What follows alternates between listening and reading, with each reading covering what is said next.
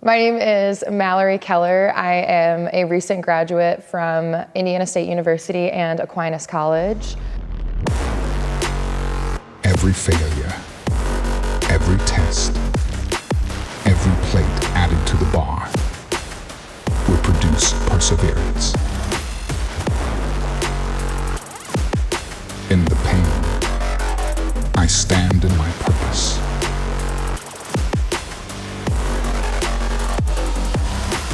Vision is vital. Pain, inevitable. Those who hold both will transform this world. Family, faith, fitness, business. Vision and pain. Welcome to our first Vision and Pain interview. We are in the house with Mallory Keller. She has an incredible story. She's a volleyball superstar, looking at moving from volleyball to the next phase of her life now. She has an amazing story of tremendous loss, tremendous pain, and getting her vision back through that process. What drew you, before I get into everything else, what made you even come here? What drew you into the brand? I have been an athlete for a very long time, and I've seen the struggles, I've seen the rewards that come out of this, and I feel like a lot of people are very quiet to not talk about their post-trauma from sports or their post-trauma from just pain that they've gone through in the past. And I went through a lot with my sport, and I felt like I kept my mouth shut for a lot of it, and I wanted to share this because I feel like it's very powerful for a lot of people to hear. That's awesome. That's right on the head. So vision and pain was something I was saying a lot in my life, and it took over the brand quickly. And the idea stems from what you just said. So everyone's talking about the think positive, manifest, and it will happen. It's fine. There's definitely something to being positive. I feel like it's created an online culture where you just have influencer after influencer posing with their Lambos. Yeah. Or just, it's this fake look of like, all we do is win. Yes. And so by redefining winning and bringing failure and pain into that story, I think we get a lot more authenticity out of people. Yeah. What do you think, Mom? Karen's here. Karen's here, ladies and gentlemen. Might be seeing more of her later. Karen says negative. How would you describe who you are and what you do? I am a retired volleyball player. I have been, I would say, a leader and a mentor in the West Michigan area for volleyball. I have been playing for 2 decades, so I feel like I have a little bit of expertise on this. But I kind of used that as my identity for quite some time. I've been playing it since I was 6 years old, so it shaped me into the person I am. But I'm here to talk about my success in my volleyball world. I'm talking about my failures in the volleyball world, my pain that I endured during my time, whether it was club volleyball, high school volleyball, college volleyball. But I want to share these because I feel like it really does make an athlete, and it makes a woman who they are. And I want little girls to know that it's okay to fail at times and still find your path again. I've been mentored by a lot of really, really successful women, my mother being one of them. And they've taught me that your failure is one of your greatest gifts that you can use, and I want to share that to people. I think that was instilled in me from a young age too, but it seems like nowadays, and maybe it's life is short, social media just shows all the instant gratification, everything's great. People think that if they don't succeed overnight, like they have to for some reason, that they'll never get there.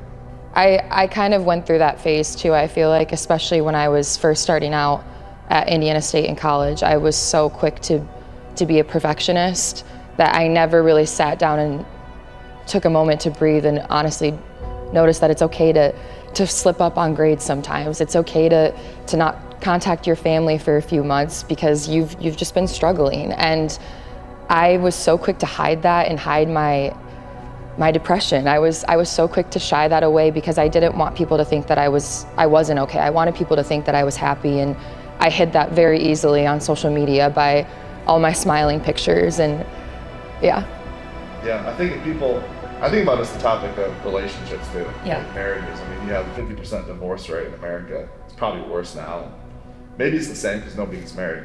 But it's because all you see is happy couples, and you think, oh, if I find someone just like me, I'll be happy. Yeah. But find out, no, that's horrible. Well, if I find my perfect complement, I'll be happy. And the grass is always greener instead of watering your own damn grass. And people like you, if people do what you're doing right now and vocalizing those things, I think it empowers a lot more people, which is huge. Let's talk about a difficult season at Indiana State. I want to know what happened that shifted everything for you. Yeah, so I went to Indiana State in 2020. I was recruited by a previous head coach. Great coaching staff when I walked in that we were very, very fortunate and blessed with those first 2 years. Going into my sophomore year, going into my junior year, we had a coaching change, which kind of left the program pretty toxic. I started to realize that my coaching staff and my goals just did not align very well, and it really took a toll on my mental health, to the point where I just really kind of was scared and fearful of stepping on the court because I was so afraid of making mistakes. And then going into preseason of August of 2022, my best friend, my grandma Kate, she developed cancer and passed away very suddenly in September. That was like one of the most traumatic moments of my life. I was so alone and isolated, and my family obviously was there and they were very supportive of me the entire time, but like I said, I kept it under my chest and I kept it under my chin, and I hid it as much as I could because I didn't want people to worry about me, and I tried to focus on volleyball, and I really put a shield on. Anytime I stepped out onto the court, anytime I stepped on campus, I acted like I was fine, which honestly made it worse because it made me develop a heart condition, and I ended up developing SVT. So with that, I ended up having to medically redshirt going into my senior year of college, and that really took a huge toll on my mental health. My teammates were out there thriving, getting to travel, getting to play, and I was in a training room getting an EKG done on my chest every other day. I was getting an echo done and cardiac MRI. They thankfully were able to figure out what was going on, and I was able to get a procedure done in November. So that was able to happen, but it was a huge breaking point for me that really made me sit back and question a lot about myself. And I truthfully, that was a really, really dark time of my life, and that was the closest though I think I've ever been to God. I've never been so alone, but in those moments, like I felt like I had my grandma Kate and God in one seat right next to me when I thought about just not having friends and like not having anybody to talk about this with in the future because she was gone. And in those moments, that was the warmest I felt. And I don't know why, and I think that's just because they were both right there holding my hand. Relate to that. I remember a time I was experiencing loss. Cut that story off right there. And I remember driving, I was weeping in my car, and I was just singing a worship song. And I had more peace in that moment than I'd ever had with friends, relationships. I'm trying to remember what someone told me. Out of the vacuum of completely just a desolate, desperate, abandoned heart, there's nothing but room for the Lord. And that's what He needs you the most. And it's powerful for people to hear. I think someone told me once, like, bad things happen in threes, but it seems to be like all at once. Yeah. Because that's how it happens to me. I'm like, I can handle a little stress. This feels like it's a storm that most people, or a lot of people, can't maintain their vision through. It's just the pain is insurmountable. You have, if we use the weightlifting analogy, you have an insurmountable amount of progressive overload. Yeah. And you can't lift it, military press it, bench it, nothing. You can't squat it, right? And so you just crush under the weight. So for you, what kept you going through that? Again, you alluded to it already, but go deeper into like what got you through that. Yeah, during those moments, I like I said, my grandma Kate was my rock. She was a lot of my support system. We used to call every day, if not every other day, or we were sending letters. We were talking on Facebook as much as we could just to get the time by until I got back home from Indiana State. And so when she was gone, I would just kind of sit by myself, and this sounds kind of crazy, but it felt like she moved seats, and it was like she was right in front of me, and so I almost started talking to myself in my room, but it felt like I was talking to my grandma Kate and God, and I felt like during those moments I was able to get so much grief out because I was so quiet during those times. And truthfully, I would not be where I am today if it wasn't for those moments, because it really did make me the person I am. Knowing that I hit rock bottom and I only grew closer to God, that's really powerful.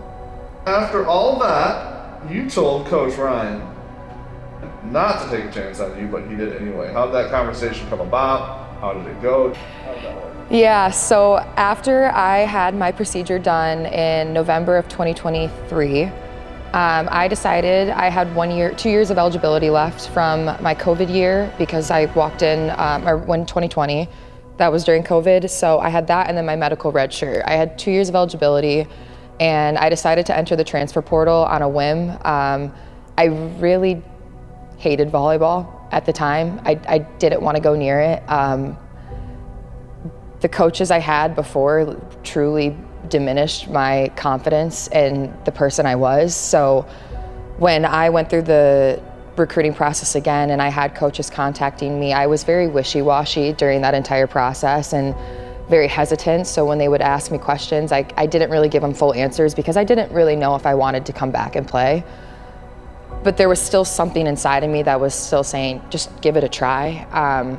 So when Ryan reached out to me, I jokingly texted him back and I was like, yeah, I'll go to an open gym. And I went to an open gym with him, and I obviously loved it. I loved playing with the girls. And he told me, he goes, you should really come here, Mallory. Like, I got a really great group of girls coming in. And I told him, I said, you don't want to do that. Like, especially with where I'm at right now in my headspace, I don't think it'd be a great spot for me. And he came at me every single day, whether it was a DM, whether it was a text, FaceTime, a phone call. Ryan showed up and was very persistent about me, and he wouldn't stop. He just said, he goes, I know we're gonna make something happen, and I'm gonna help you figure out your love for this sport again, and I'm gonna walk you through this. And by the end of March, I was at that point where I was like, you know what, maybe he's onto something that I'm not onto, and I agreed and I said yes, and it was the best decision I have ever made. I don't even know how to describe my gratitude for Ryan and Rachel and the entire Aquinas staff for how much they have put love back into my life. They saved me at a really, really dark time. It's almost like God would pull me out of my own insecurity, my own imposter syndrome, utilizing good people. So putting good people around you is super vital, especially when you're going through all that crap. Sounds like Ryan was a great one, man. And honestly, even to bounce off of that, the girls he recruited at Aquinas, they healed a broken heart. That they didn't break my heart. I walked in with so much sadness and emptiness, and they poured so much love into me the second I walked into that court or into that gym, and they didn't stop until I left. And I cannot thank Lydia Harper and Samantha Teachworth and Bella Gomez and Geraldine, Audrey, like those girls, they took me in at one of my lowest points and gave me nothing but love. When I even there were moments where I felt like I shied away from them, and I was like, why are you trying to talk to me? But they wouldn't stop, and that just goes to show the type of person Ryan is and what he does. That's an interesting point. So maybe there's time, we talk about vision and pain, maybe there's times in life when you're left with nothing but pain. Yeah. And then it takes those that family around you to come around you and say, hey, we're gonna help reignite that vision. Yeah. Help you refine it. Yeah. It sounds like that's what happened. You rediscovered your vision. Yeah. Your final season at Aquinas, you didn't just return, you dominated. This newcomer of the year, All-American. What are those titles? What do they mean? How did they come about? And how did that come back for you? They are titles. I ended up winning offensive player of the year and newcomer of the year, first team all region, and then I went on to be second team All-American. Obviously, it was a huge, tremendous honor to receive those awards. A few of the awards I didn't even think I was going to get because I was so new to Aquinas and the WAC conference. So getting those honors, it was greatly appreciated. It was amazing to know that after all of what I've gone through, I still managed to chip away and find a way to find my love for it again. And I know that sounds crazy and cliche to say, but awards do really kind of put a little bit of sense of pride back into you. And the first award I got was the NAIA Player of the Week, that first week, opening week. And I remember getting the text from Ryan and I immediately started crying because I texted my parents and all they said back was, "You are so back, baby." That's awesome. It felt so great. Yeah. People say it's the journey, not the destination. It's a little bit the destination. Yeah. a little bit. It drives me nuts sometimes. I'm like, yeah, I mean, if you're just journeying forever with no results. I know, you gotta look at the big picture sometimes. You might love what you do every day, but man, the lack of results might be this isn't for you. I don't know. What is the legacy you want to leave behind for young athletes, especially girls who are in their own dark season? So the other Mallorys that are out there right now. I want them to know that failure is inevitable. It's going to happen, and it's going to hit you so hard in the face sometimes that you are going to want to completely shut yourself into a dark room and walk away. But failure is some of the greatest gifts that you can get from God, and it can be the biggest wake-up call for you to remember what you really want. And I want the little girls to know out there, and the little Mallorys out there to know that you are going to hear a lot of no's before you get your one yes that means the most to you. And that one little yes, maybe it's a random Ryan Campbell that can completely change your life and make you remember that the big picture is so much more worth it than the little failures that you've had. Well, for the past 5 years, the magazine has been focused on a showcase of Revo media and the content we create. Content like this. And so, with the Vision and Pain brand growing, the thought has been for about a year and a half now to finally pivot the magazine to a magazine that is no longer putting a spotlight on just our work, but on we just meet all these awesome people. And so we're like, how can we have a magazine that not only continues to sell, that's important, that it gets out there, but that would have, can we take these messages we're hearing, because it's not just yours, it's all these people I talk to every day, I'm just like, man, if I can bottle up their passion, bottle up what they've been through, and share that with others, it would empower a whole bunch of people in those different categories. So Vision and Pain magazine is just replacing Revo Review, maybe just changing Instagram name, and it'll be out probably in a month. I'm pretty fast when I start putting it together. What does Vision and Pain as a brand mean to you, and having your story in the magazine? I think Vision and Pain correspond each other very well. I think when you have pain, you kind of you go through a gray area of life and you lose yourself.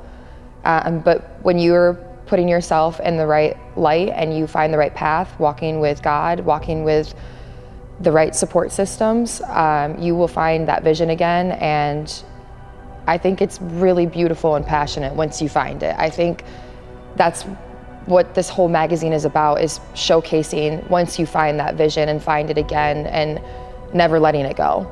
Learn more about me on Instagram at mkkeller24. Follow me on Instagram at mkkeller24. That's it, guys. We're so pumped to have Mallory Keller. That's like a tongue twister. Mallory Keller. That's a wrap. Thank you, Mallory Keller, so much for being here. Look for her on the cover of the next Vision and Pain magazine. Check her article out. Learn more about her. Give her a follow. Be inspired by her story. And we'll see you on the next one.